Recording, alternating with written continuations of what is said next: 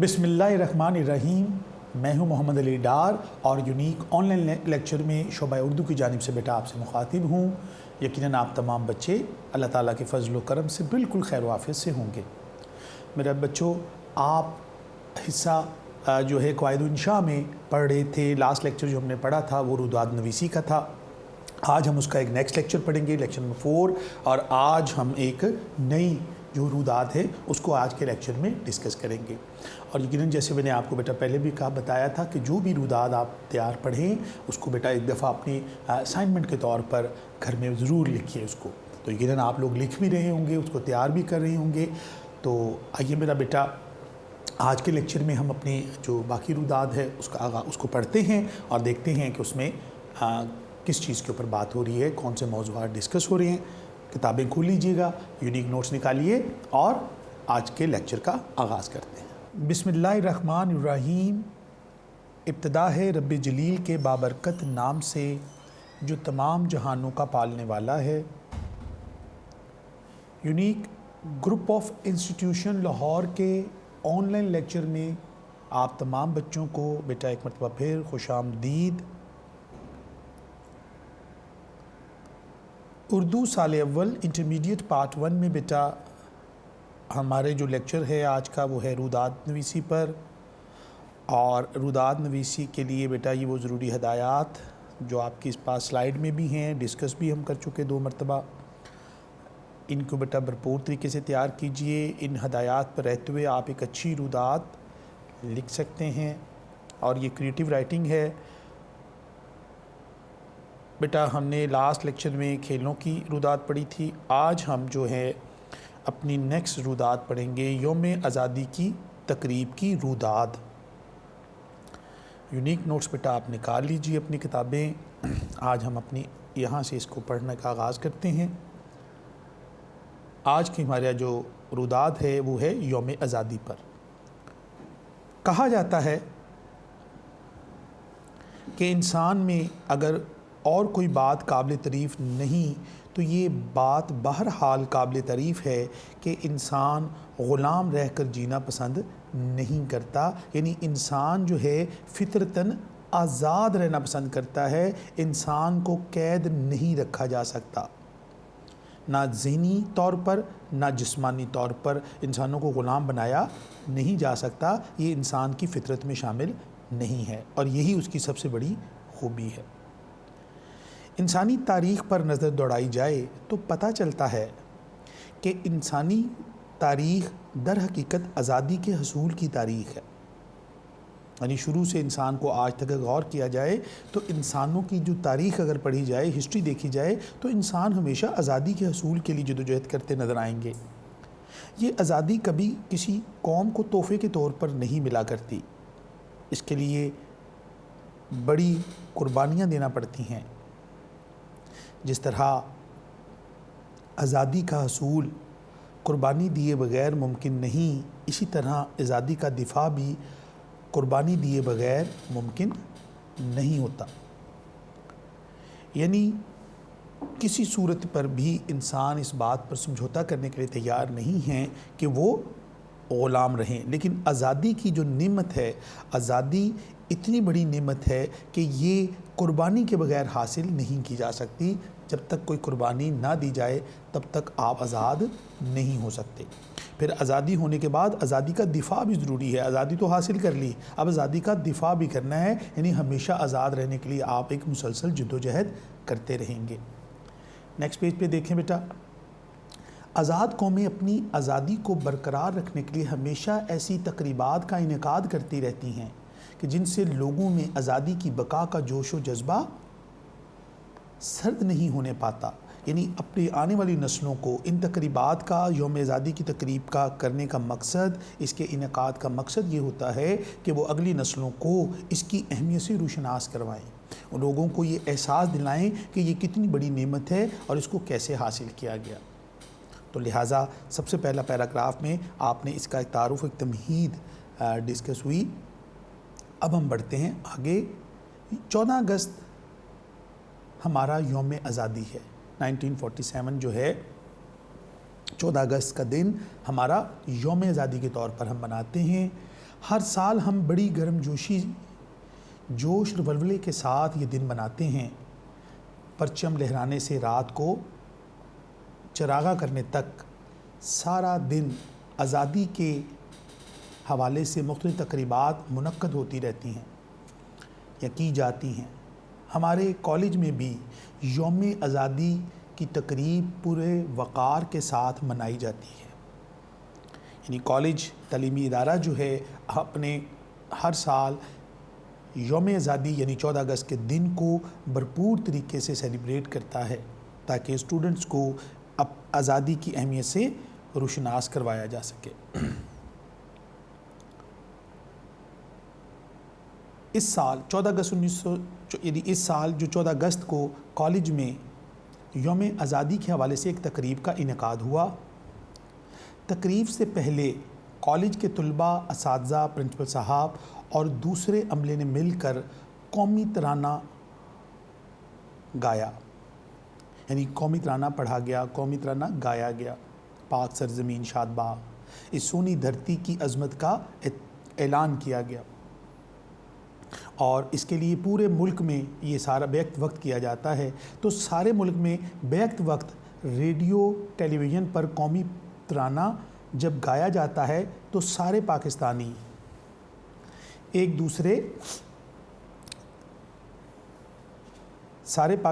دوسرے کی آواز میں آواز ملا کر قومی ترانہ گا رہے ہوتے ہیں۔ یہ احساس کہ پوری قوم اس وقت قومی ترانہ پڑھ رہی ہے ایک وحدت کا تاثر پیدا کرتا ہے، یعنی یہ ہماری یکجہتی، ہماری ایک قوم ہونے کا اعلان بھی ہوتا ہے۔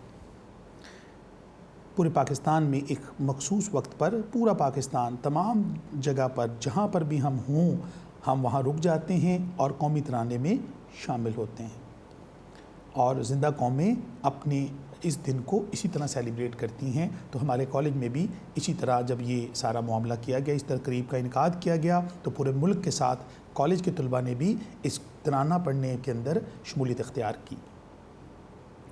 قومی ترانے کی تکمیل کے ساتھ ہی پرچم کشائی کی رسم ہوئی، جس کے بعد طلباء، اساتذہ، پرنسپل صاحب کالج میں ہال میں جمع ہوئے اور یوم آزادی کے حوالے سے تقریب کا باقاعدہ آغاز تلاوت کلام مجید سے ہوا۔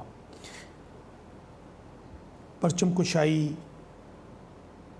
اور قومی ترانہ کا پڑھے جانا، اور اس کے بعد باقاعدہ ایک ہال کے اندر اکٹھے ہونا تمام طلباء کا اور اساتذہ کا، اور آ کر وہاں باقاعدہ اس تقریب کا آغاز کرنا۔ تو تلاوت کی سعادت کے لیے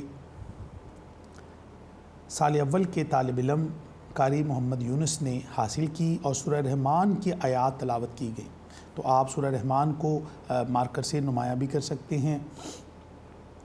اس آیت کی تکرار کے تم اپنے رب کی کس کس نعمت کو جھٹلاؤ گے، فضا میں گونجی تو احساس ہوا کہ واقعی ان نعمتوں میں آزادی کتنی بڑی نعمت ہے جو اللہ تعالیٰ نے ہمیں عطا کی ہے۔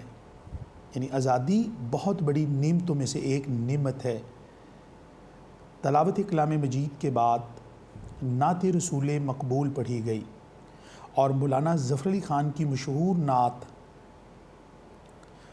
جب سال دوم کے حافظ احمد علی نے ترنم سے پڑھی تو ایک سما بن گیا، ایک خوبصورت ماحول بن گیا۔ اللہ کے ذکر کے بعد اللہ کے نبی کا ذکر جو ہے وہ لازم ہے، اور اپنے وطن سے محبت، کیونکہ یہ وطن اللہ اور رسول کے نام پر حاصل کیا گیا ہے، تو یہ کیسے ممکن ہے کہ اس کی تقریبات کا آغاز اللہ اور اس کے رسول کے نام سے نہ کیا جائے۔ لہٰذا کالج میں جو تقریب کا آغاز ہوا وہ اللہ رسول کے نام سے کیا گیا، اور جو مولانا ظفر علی خان کی مشہور نعت پڑھی گئی، دل جس سے زندہ ہے وہ تمنا تم ہی تو ہو، ہم جس میں بس رہے ہیں وہ دنیا تم ہی تو ہو۔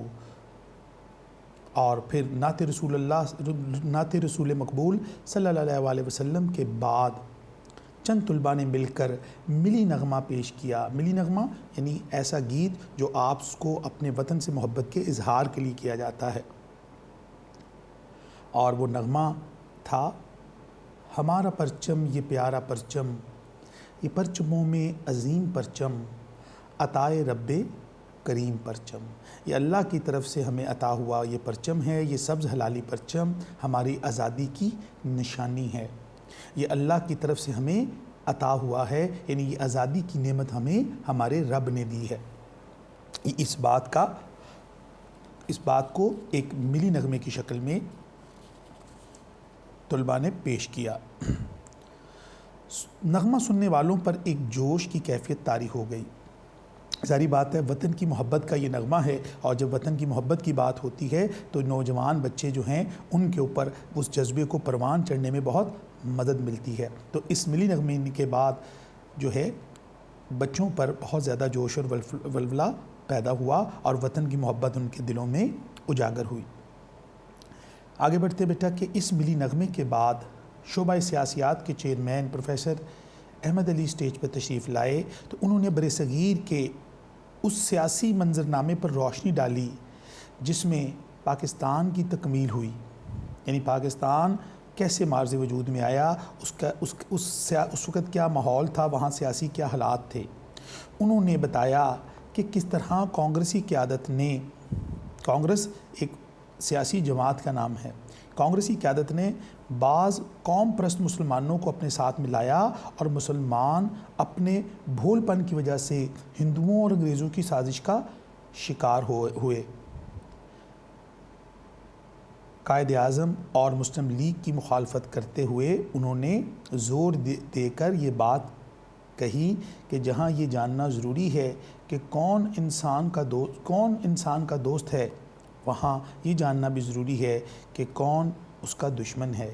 یہ آزادی جو بڑی قربانیوں دے کر حاصل کی گئی ہے، اس کی بقا کے لیے ضروری ہے کہ ہم اپنے دوستوں اور دشمنوں کو پہچانیں۔ یعنی کانگریس ہماری دشمن جماعت تھی جو انگریزوں کے ساتھ ملی ہوئی تھی اور مسلمانوں کو اپنا غلام رکھنا چاہتی تھی، اور اس کے برعکس قائد اعظم رحمۃ اللہ علیہ اقبال کے اس خواب کی تکمیل کے لیے سرگرم عمل تھے، اور مسلم لیگ وہ سیاسی پلیٹ فارم تھا جس کے اوپر آزادی کی تحریک کے لیے جدوجہد کی جا رہی تھی۔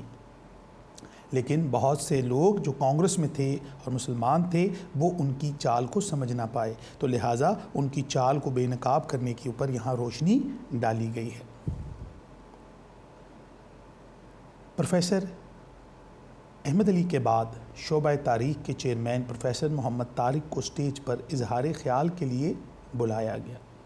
انہوں نے اپنے خطاب میں کہا کہ پاکستان کا قیام دنیا کے لیے چند محر العقول واقعات میں سے ہے، یعنی عقل کو حیران کر دینے والے، عقل سے بالاتر ایسے، یعنی آپ یوں کہیں کہ ایک ایسا واقعہ ہے جس کو عقل کی کسوٹی پہ جب بھی آپ پرکھیں گے تو آپ حیران ہوں گے کہ یہ پاکستان کس طرح معرض وجود میں آ گیا، یعنی ناممکن چیز کا ممکن ہو جانا ہے۔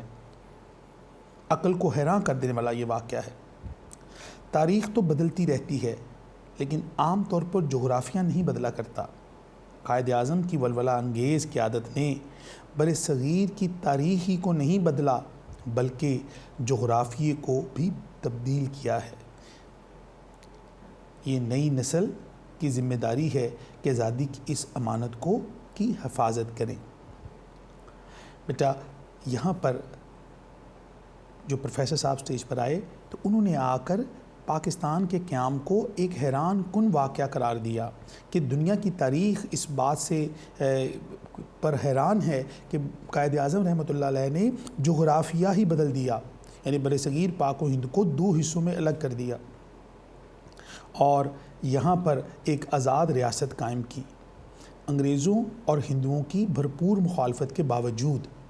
تو اب یہ اس کے لیے ظاہری بات ہے بہت قربانیاں دی گئیں، بہت جد و جہد کی گئی، بہت ایفرٹ کی گئی، تو لہٰذا اب نئی نسل کی ذمہ داری ہے کہ آزادی کی اس نعمت کی حفاظت کریں۔ پروفیسر محمد عارف کے بعد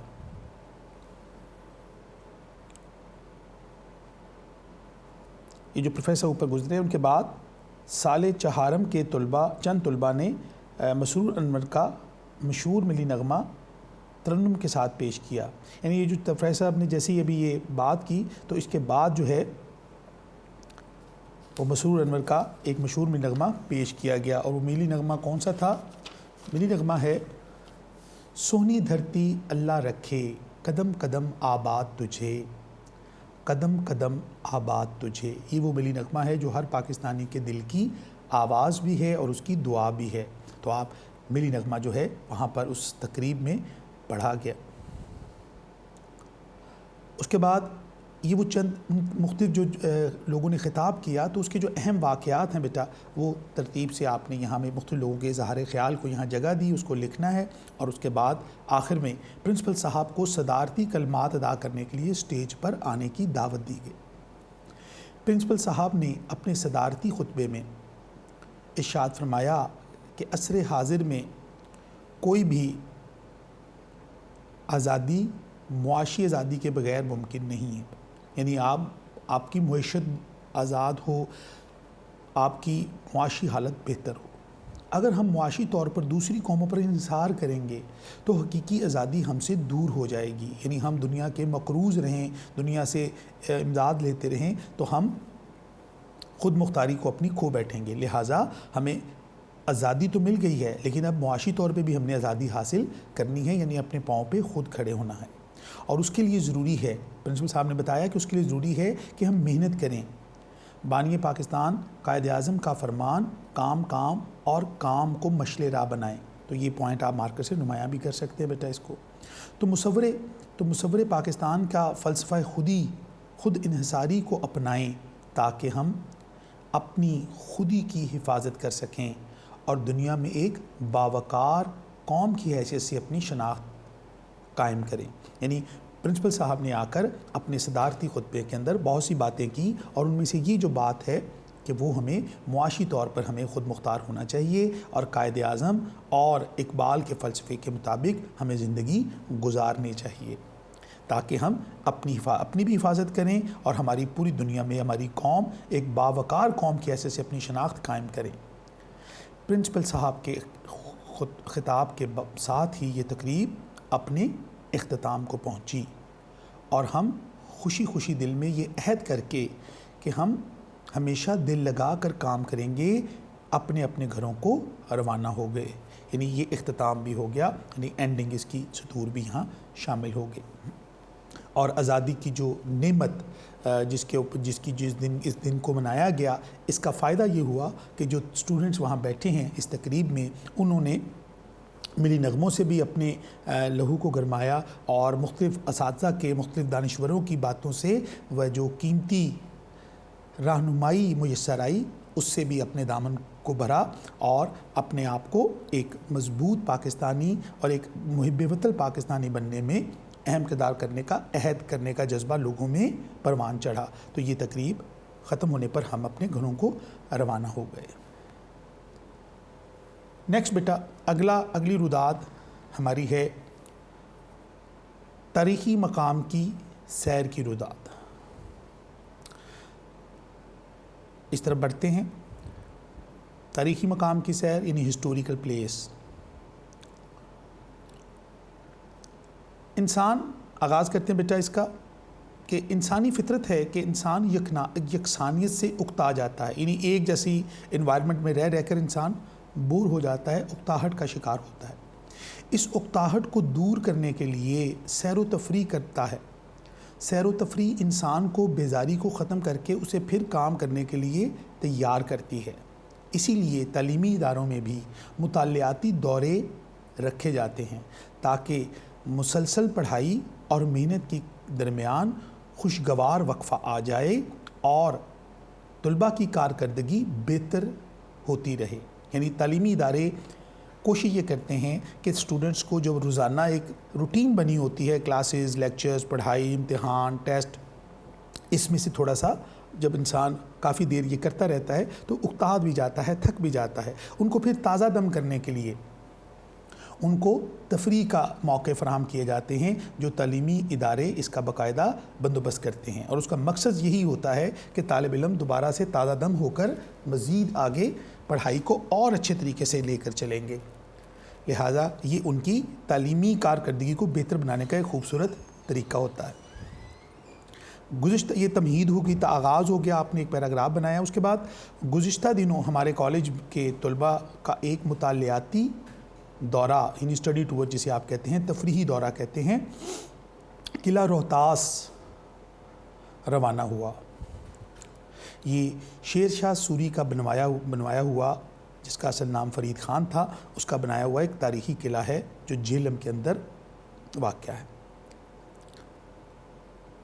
اور اسے جنوبی ایشیا کا سب سے بڑا قلعہ ہونے کی بھی کے اندر شمار کیا جاتا ہے، یعنی جنوبی ایشیا کے اندر جو سب سے بڑا قلعہ ہے رقبے کے اعتبار سے، ان میں سے یہ ایک قلعہ ہے، اور یہ تقریباً 4 کلومیٹر کا احاطہ جو ہے اس قلعے کی چار دیواری کے اندر آتا ہے، یعنی یہ میلوں میں پھیلا ہوا ہے، اس کا رقبہ ہے، اور اس اعتبار سے یہ بہت بڑا قلعہ ہے۔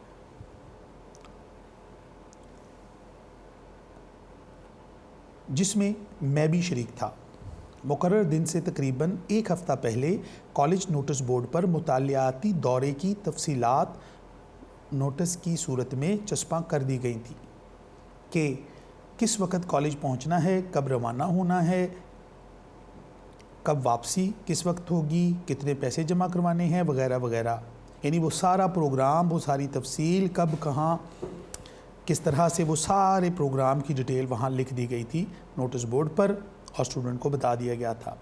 تو جو طالب علم یہ روداد لکھ رہے ہیں وہ بتاتے ہیں کہ میں اگلے ہی روز مطالعاتی دورے پر جانے کے لیے پیسے جمع کرا دیے تاکہ بعد میں کوئی مسئلہ نہ ہو، یعنی اس کا مطلب یہ ہے کہ فرسٹ کم فرسٹ سرو، یعنی آپ پہلے ہی اپنی سیٹ ریزرو کر لیں، کیونکہ اکثر طلباء جو ہے اس میں کوتاہی اگر برتتے ہیں تو عین وقت پر وہ پھر شمولیت اختیار کرنے سے رہ جاتے ہیں۔ تو انہوں نے اپنی مطالعاتی دورے پر جانے کے لیے جو پیسے تھے، جو کنٹریبیوشن تھی، وہ جمع کروا دی۔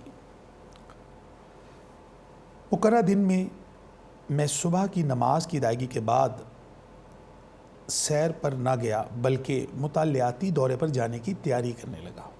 ظاہری بات ہے، روزمرہ کی روٹین سے نکل کر اب ذرا سیر کا معاملہ تھا، تو ظاہر اس کے لیے تیاری کرنا بھی ضروری تھی۔ سردیوں کے موسم میں میں نے اپنا پسندیدہ لباس پہنا اور کالج پہنچ گیا۔ بس تیار تھی، طلباء پہنچ رہے تھے۔ دیکھتے ہی دیکھتے مطالعاتی دورے پر جانے کی خواہش مند تمام طلباء پہنچ گئے اور بسوں میں سوار ہوئے اور حاضری لی گئی اور بس روانہ ہو گئی۔ یعنی یہ وہ ابتدائی منظر ہے جب وہ وہاں پہنچے، اس کی منظر کشی کی ہے کہ جب میں وقت پر پہنچ گیا وہاں پر، اور وہاں پر باقی دوست طلباء بھی جو تھے وہ اکٹھے ہونا شروع ہوئے۔ تو ایک مطالعاتی دورے پر جانے کا یہی طریقہ کار ہے، یہی اس کی جو روداد ہے اس میں اسی ہی ترتیب اس کی بنتی ہے۔ پہلے پروگرام چسپاں کیا گیا، پھر اس کی ڈیٹ جگہ کا تعین کیا گیا، وہ سارے معاملات کیے گئے، اور پھر طلباء کے لیے وہ اہتمام کر دیا گیا، اور اب طلباء اس کے لیے تیار ہو کر اپنی بسوں میں بیٹھ کر روانہ ہوئے ہیں۔ دریائے راوی پار کر کے جب ہماری بس جی ٹی روڈ جسے جرنیلی سڑک، یہ بھی جی ٹی روڈ بھی جو ہے وہ شیر شاہ سوری نے بنوائی تھی۔ ہمارے استاد محترم نے ہمیں بتایا، کیونکہ ہر بس کے اندر اساتذہ بھی موجود ہوتے ہیں جب بچے تعلیمی سفر پر جاتے ہیں، اسٹڈی ٹور پر، تو استاد محترم نے راستے میں بچوں کو یہ بتایا کہ یہ سڑک شیر شاہ سوری نے بنوائی تھی۔ دہلی سے پشاور تک جانے والی اس سڑک پر شیر شاہ سوری نے تھوڑے تھوڑے فاصلے پر چوکیاں بنوائیں، کئی صحرائے بنائے ٹھہرنے کی جگہ، تاکہ مسافروں کو راستے میں کوئی دقت نہ ہو۔ سڑک بنوانے کا ایک مقصد یہ بھی تھا کہ مسلمانوں کا دارالحکومت دلی تھا، اور شمالی سمت سے جو حملہ آور آتے تھے، سڑکیں نہ ہونے کی وجہ سے سرکاری فوج انہیں راستے میں روکنے سے معذور رہتی تھی۔ چنانچہ جو بھی حملہ آور آتا، بڑا مقابلہ پانی پت کے میدانوں میں ہوتا۔ دارالحکومت سے اتنے قریب لڑائی کا خطرہ مول لینا عام طور پر نقصان دہ ثابت ہوتا تھا۔ چنانچہ شیر شاہ سوری نے دینا کے قریب قلعہ روہتاس بنا کر جرنیلی سڑک بنوا کر دراصل حملہ آوروں کے راستوں میں دیوار کھڑی کر دی۔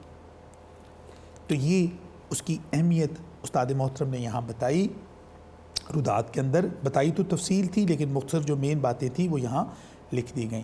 اور یہاں جو ہے ہمایوں کے ساتھ جنگ بھی ہوئی تھی، شیر شاہ سوری کی جو ہے جنگ بھی، اور یہ جہلم جو دریائے جہلم ہے اس کے کنارے پہ واقع ہے، یعنی ایک طرف دریا دینا کے ساتھ وہ رقبہ ہے جہاں یہ میلوں میں پھیلا ہوا یہ قلعہ بنایا گیا وسیع و ریز، اور اس کے بالکل ساتھ ہی دریائے جہلم بہتا ہے۔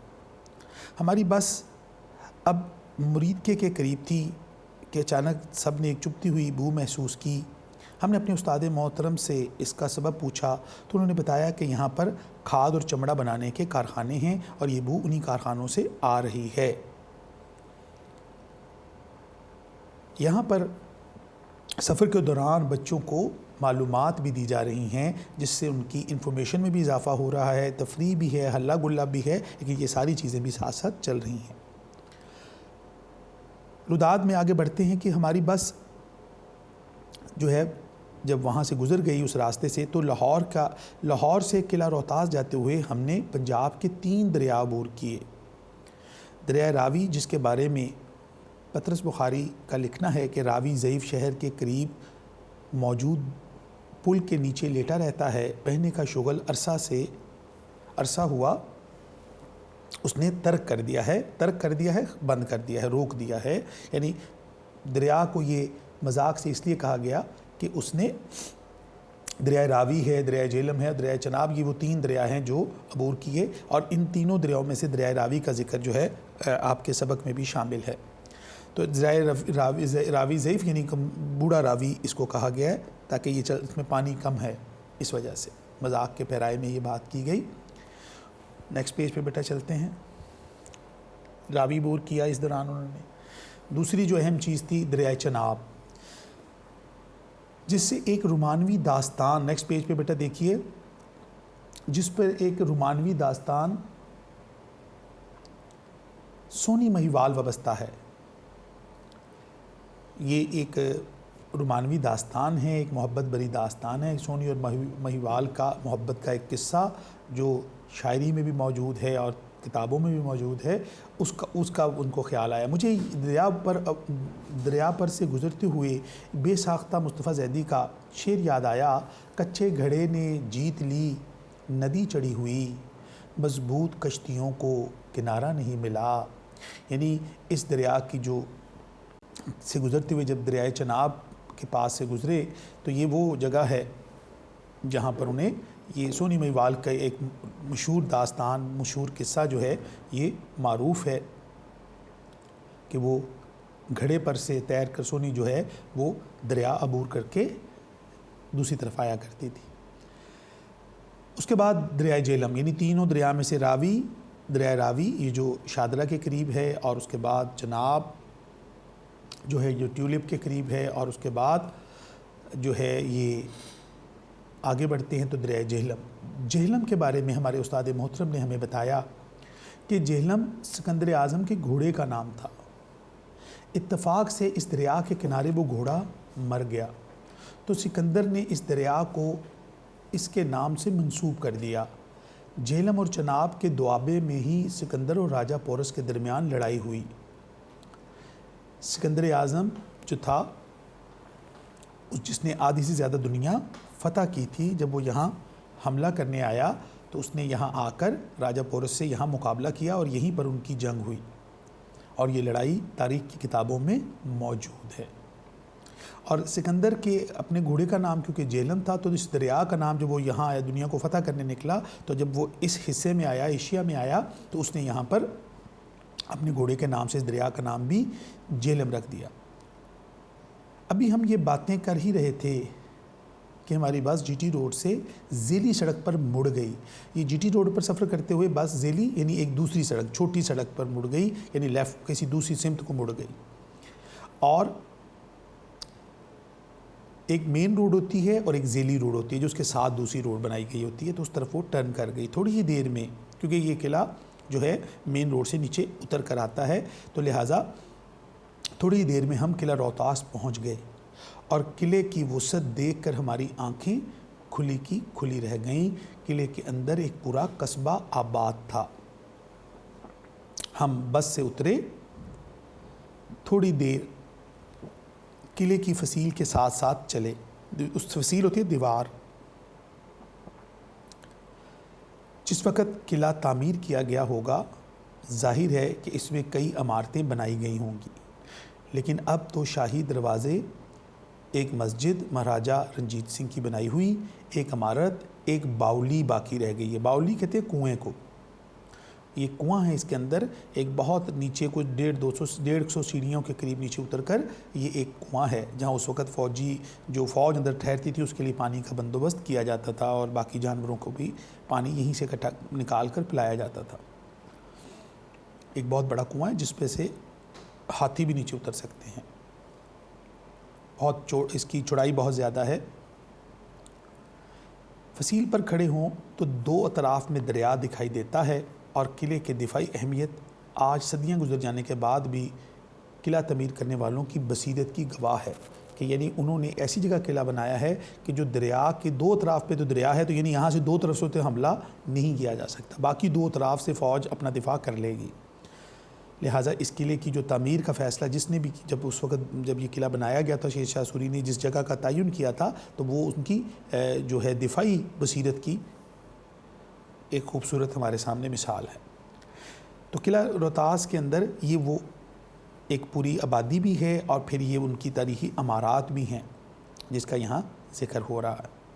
قلعہ روہتاس میں ہم لوگوں نے 3-4 گھنٹے گزارے، تصویریں بنائیں، کھانا کھایا، گھومے پھرے، تھوڑی دیر کرکٹ کھیلے اور واپسی کا اعلان ہوا، یعنی بچوں نے وہاں گھومنا پھرنا، سیر و تفریح کرنا، تصویریں بنانا، یہ سارے معاملات وہاں ہوئے۔ تو یہ وہ جو ایکٹیویٹیز ہیں اس قلعے میں جو آپ نے کی، کھانے پینے سے لے کر وہاں کی جو تاریخی عمارتیں جو آپ نے دیکھی ان کا بھی ذکر اداد میں، اور ان کو آپ مارکر سے نمایاں بھی کر سکتے ہیں۔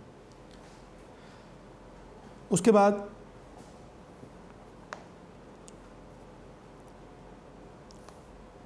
تھوڑی دیر کرکٹ کھیلنے اور پھر واپسی کا اعلان ہوا تو جی اداس ہو گیا، اتنی جلدی واپس جانے کو جی نہیں چاہ رہا تھا، لیکن واپسی تو بہرحال جانا ہی تھا۔ بسوں پر سوار ہوئے، لاہور سے قلعہ روہتاس آتے ہوئے طلباء ہلا گلا کرتے ہم لوگ آئے تھے۔ سفر کی تھکاوٹ اور کھیل کود کے نتیجے میں واپسی کا سفر بڑی حد تک خاموشی سے گزرا۔